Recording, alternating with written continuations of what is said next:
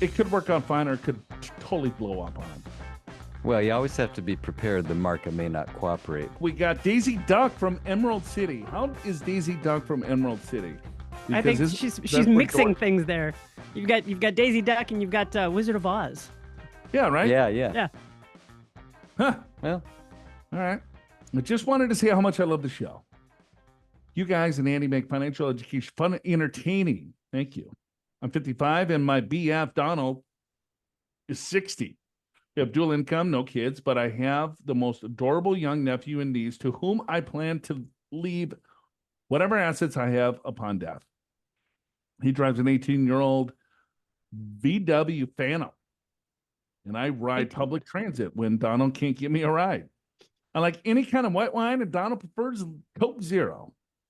I'd love your spitball analysis on whether my BF Donald and I are on track to retire now, in all caps. that's very specific. All right. I'm currently working full-time, and my boyfriend doesn't.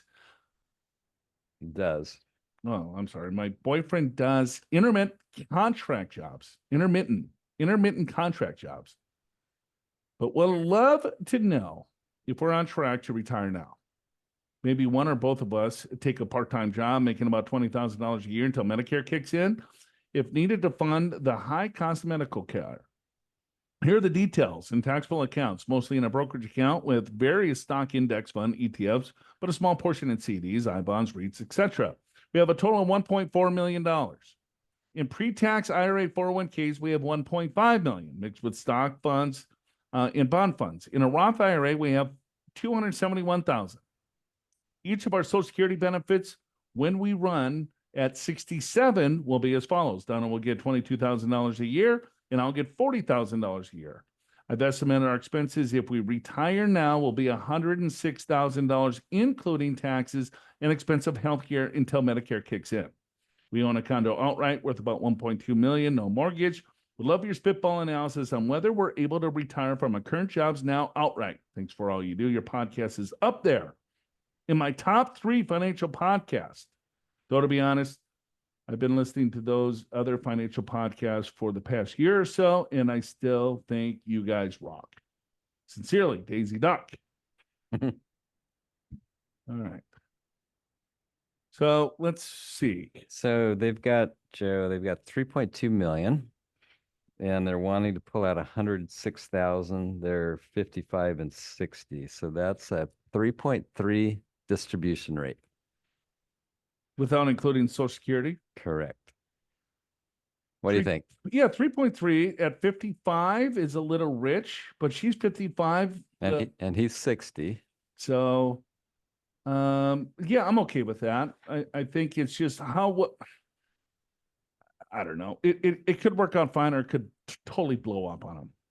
Well, you always have to be prepared. The market may not cooperate, but I agree with you, Joe. I'm okay with that. I think you can probably retire now, but here's the thing: if the market tanks, then if you see your accounts going down faster than you want to because you're pulling money out at the same time, you may want to consider at least going back for part-time work just to stop the bleeding, or you reduce your expenses for that period of time. I think if you can say, if you can do either of those or both, I think it gives you perhaps a lot more confidence that you can do this.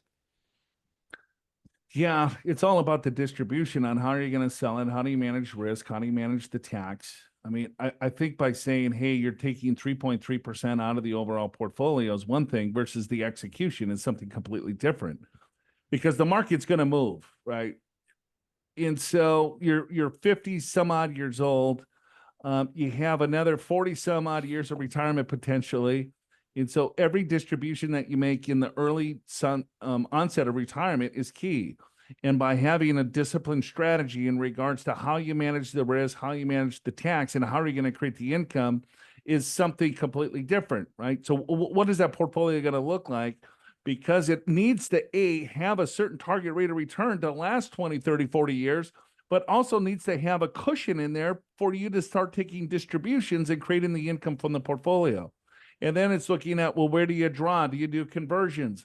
I think there was another question that she was talking about the Affordable Care Act and should she keep the income down?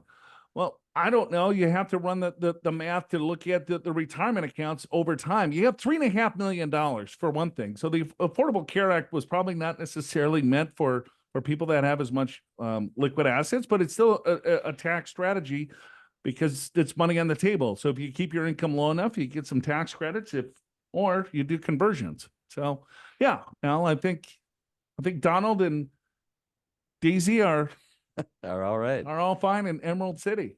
Yeah, I think if I'm thinking about Roth conversions, I like the concept because you'll be in probably a pretty low bracket. You've got money outside of retirement that you can live off, keep those brackets low, right? ACA credit, it's pretty generous. It's hard to give it up. But what you might want to consider if you do retire, let's just say end the year. So you got 2025, you got one more year, perhaps, of lower tax rates. Maybe you skip thinking about the ACA credit and just do a large conversion, get it over with, maybe top of the 22% bracket, maybe top of the 24% bracket. You got to run some numbers to figure out what makes sense.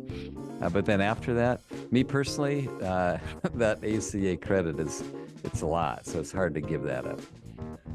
Okay. All right. Good luck.